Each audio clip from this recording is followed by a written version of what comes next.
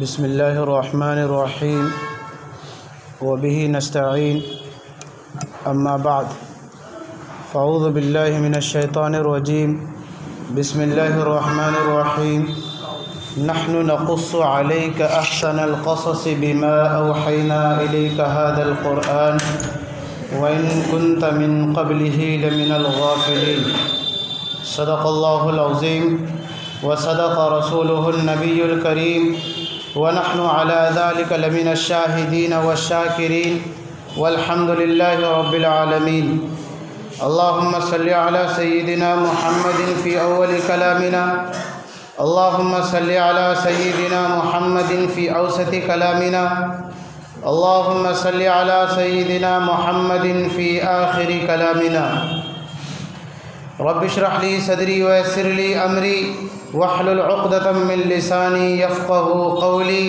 رب زدني علما۔ حضرات سامعین، بزرگان دین اور میرے عزیز دوستو،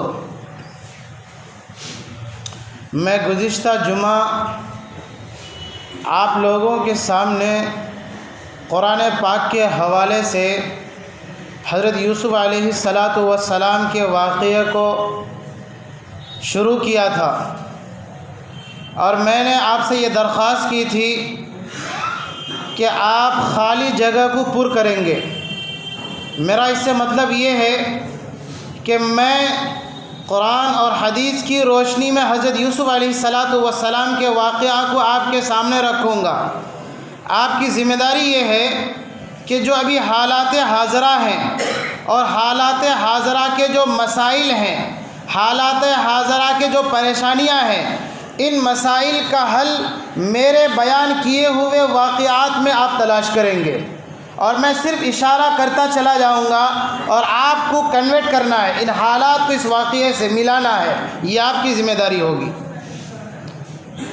میں آپ کو یہاں تک لے آیا تھا کہ جب اللہ تبارک و تعالی کسی ملک میں یا کسی قوم کے اندر یا کسی دیش میں کوئی تبدیلی لانا چاہتے ہیں، کوئی انقلاب پیدا کرنا چاہتے ہیں، تو اس کے لیے اللہ تبارک و تعالیٰ کی ایک خفیہ پلاننگ ہوتی ہے کہ جس خفیہ پلاننگ کے ظاہری چیز کو دیکھ کر اس کے مقصد کو انسان جلدی نہیں سمجھ پاتا ہے، جیسا کہ آپ لوگ ابھی اس کا مشاہدہ کریں گے حضرت یوسف علیہ السلام کے واقعے میں۔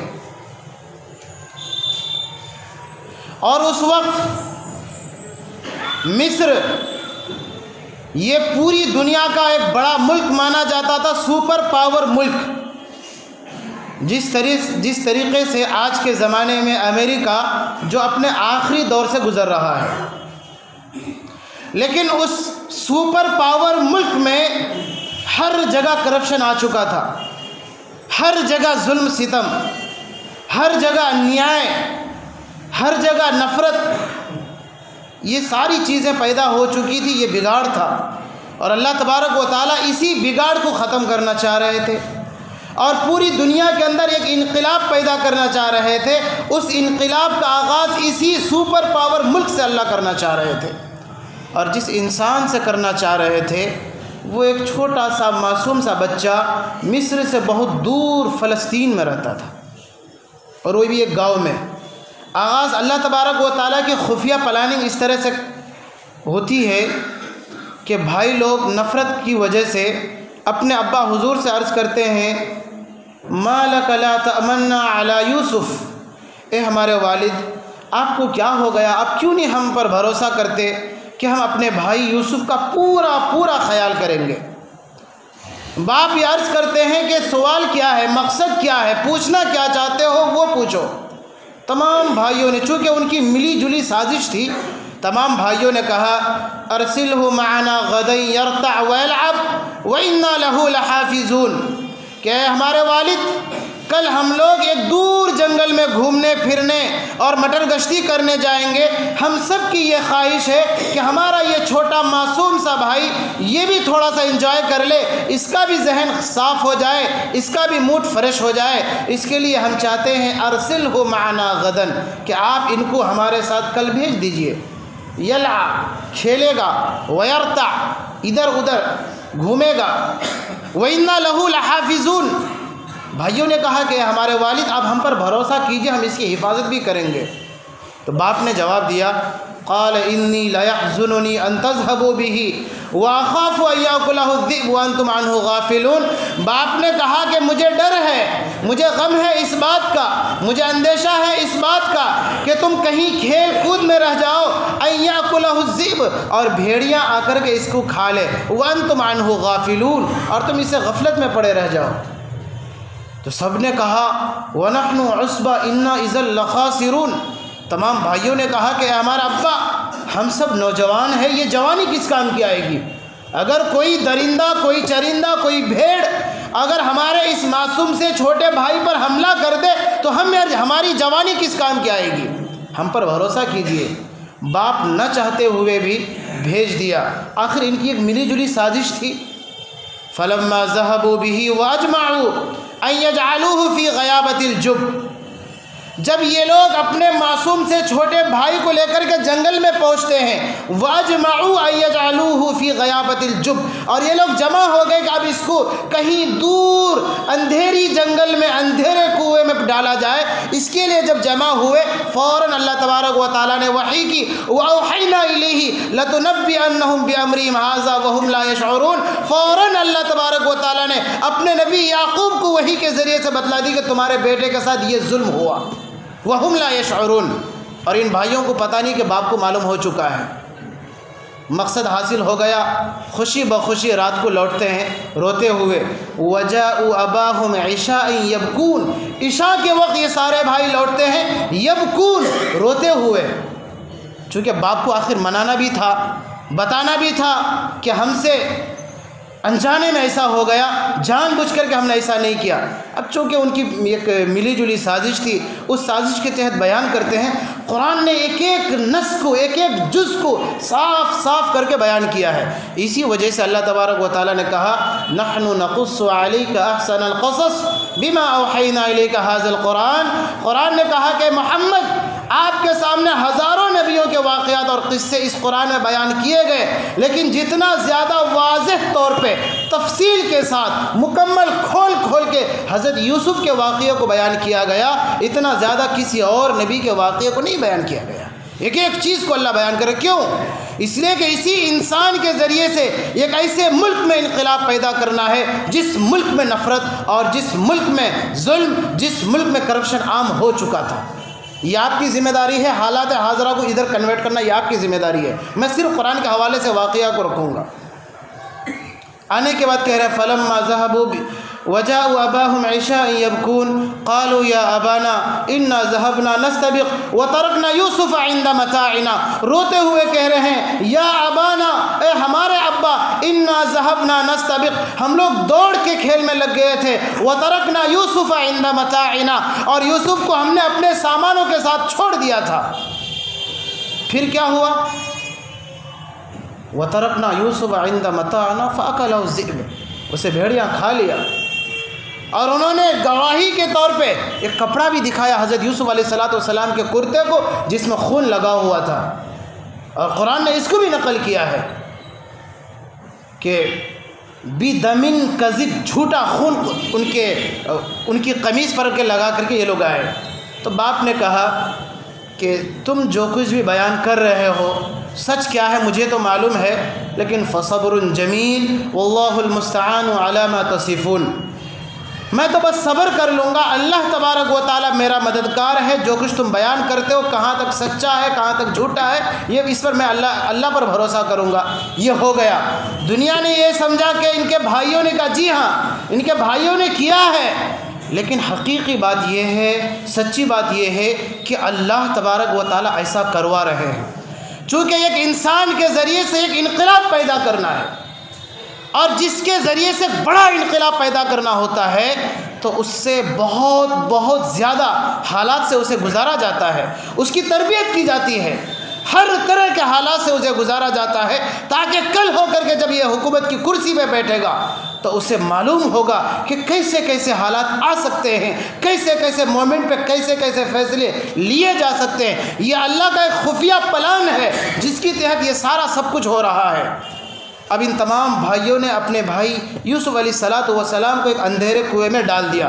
جیسے ہی یوسف کو کنویں میں ڈالا گیا، تفسیر کی کتابوں میں یہ بات ملتی ہے کہ یوسف علیہ السلام کی کان میں یہ آواز آتی ہے کہ یوسف، گھبرانا نہیں ہے، تمہارا ذمہ دار، تمہارا نگہبان، تمہارا رکھوالا اللہ ہے جو تمہاری یہاں بھی حفاظت کرے گا۔ جتنے دن اللہ تبارک و تعالیٰ کو اپنے مخصوص بندے یوسف علیہ السلام کو اس کنویں میں رکھنا تھا، رکھا۔ اس کے بعد جب کنویں کے اندر جو تربیت اللہ کو دینی تھی وہ جب پوری ہو گئی تو اب اللہ کا چونکہ پلان ہے، اب اس کو مصر لے جانا، حکومت وہاں کرنی ہے۔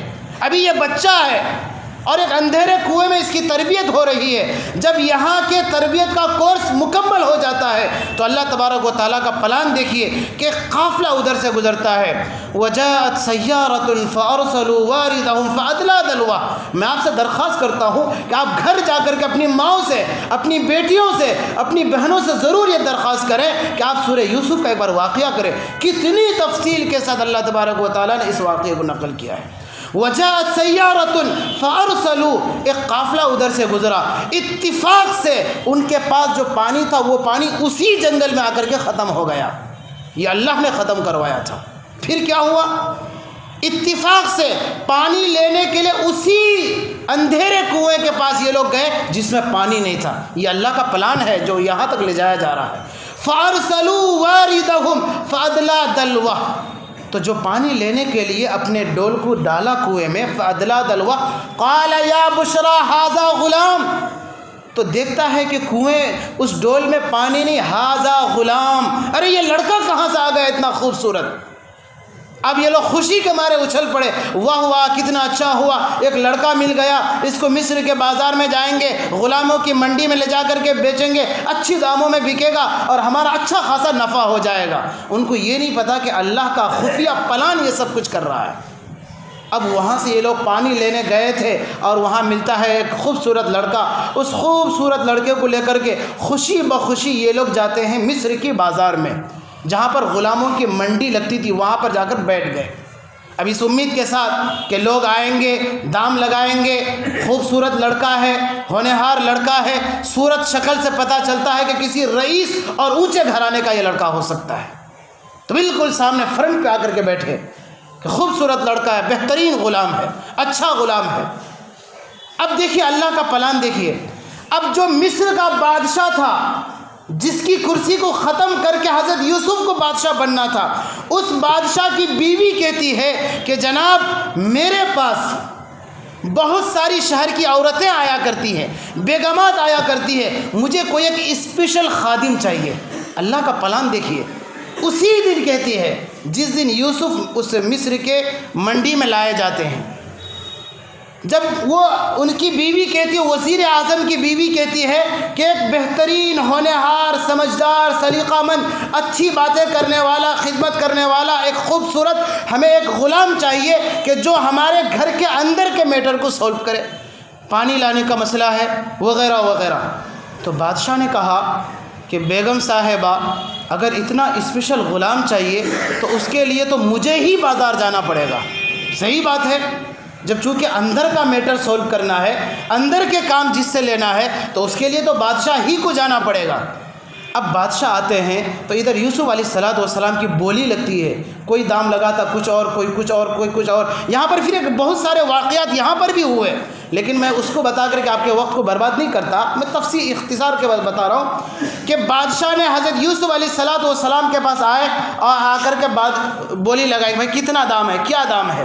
قرآن نے اس کو نقل کیا ہے، وَشَرَوْهُ بِثَمَنٍ بَخْسٍ دَرَاهِمَ مَعْدُودَةٍ وَكَانُوا فِيهِ مِنَ الزَّاهِدِينَ۔ ایک مختصر دام لگا کر کے اس بچے کو لے کر کے آ گئے، مختصر دام، وَكَانُوا فِيهِ مِنَ الزَّاهِدِينَ۔ اور یہ جتنے بھی بولی لگانے والے لوگ تھے سارے کے سارے سستے دام لگا رہے تھے۔ بہرحال بادشاہ نے حضرت یوسف علیہ السلام کو خرید کے لے گیا کہاں؟ اپنے گھر، بیوی کے حوالے کیا۔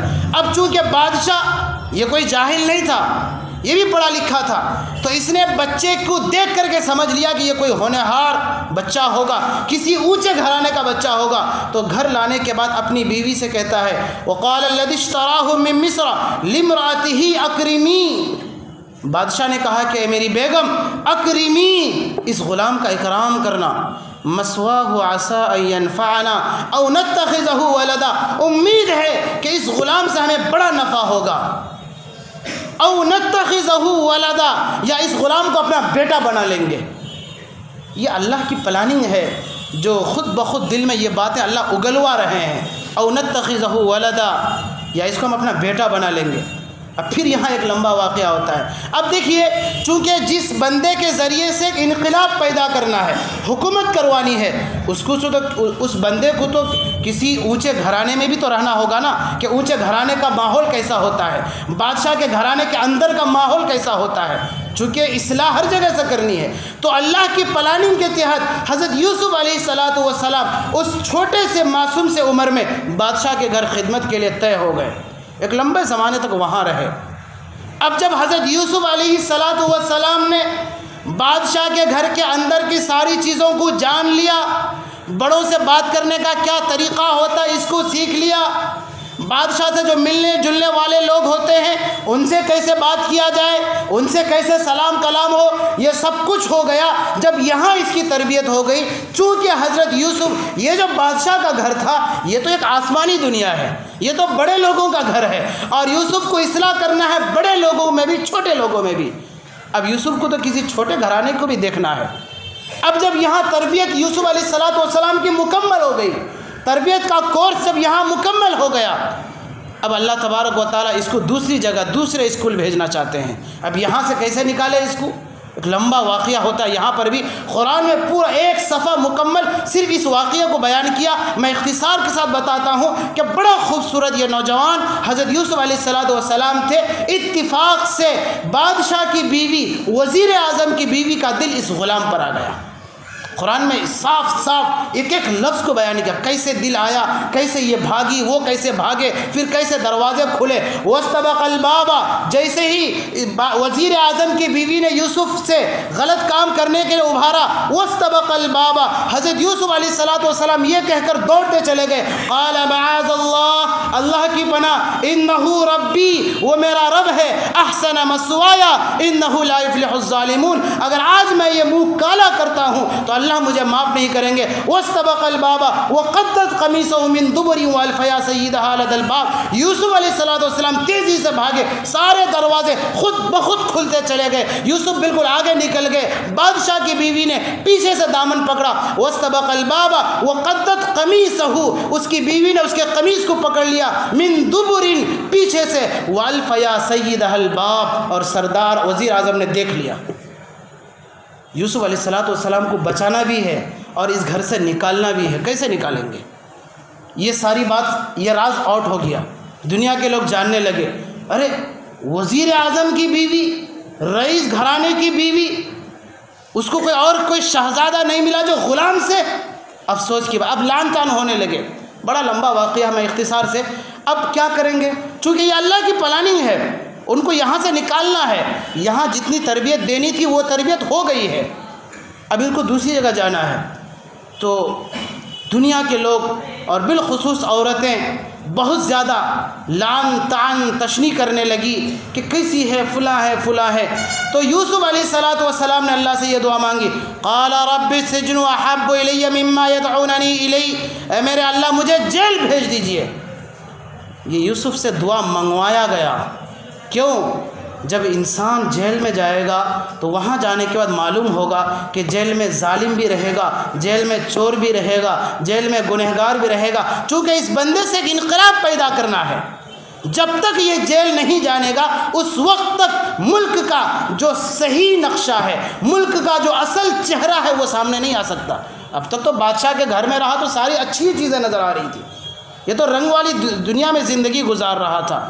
تو یوسف نے کہا رب السجن احب الی مما یدعوننی الی، اے میرے اللہ مجھے جیل بھیج دیجئے۔ یہ اللہ تبارک و تعالیٰ کی پلاننگ تھی۔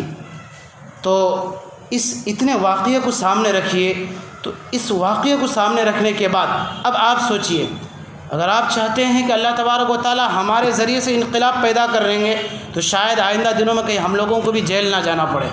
کہیے آمین. سب کے ڈر رہے. ایک مرتبہ ایک حاجی صاحب حج کرنے کے لیے گئے عمرہ میں، تعلیم میں بیٹھ کر کے مدینے میں مرنے کی فضیلت کو سن رہے تھے کہ جو بندہ مدینے میں مرے گا اللہ کے نبی صلی اللہ علیہ وسلم سب سے پہلے اس کی سفارش کریں گے. اس نے دعا کی کہ یا اللہ میری موت مدینے میں ہو. اتفاق سے اسی رات کو مغرب کے بعد عشاء کے بعد بہت زیادہ بخار آیا، کپ کپی والا. اب ایک دوسرے حاجی صاحب جو ان کے ساتھ تھے انہوں نے کہا کہ مبارک ہو مبارک ہو، اللہ نے آپ کی دعا سن لی. تو اس نے کہا کہ بھائی میں اس بار تھوڑے نا اللہ سے مانگا تھا، میں سوچا تھا کہ 20-25 سال کے بعد جب دوبارہ کبھی عمرہ کرنے آؤں گا، 2 بیٹیاں ہیں ان کی شادی کرا دوں گا، تب اللہ سے نہیں، یہ ابھی کیسا. تو بہرحال کبھی کبھی اللہ سن بھی لیتے ہیں، کبھی کبھی آمین کو قبول بھی کر لیتے ہیں. تو اللہ تبارک و تعالیٰ نے اپنی خفیہ پلاننگ کے تحت حضرت یوسف علیہ السلام کو جیل بھیجتے ہیں.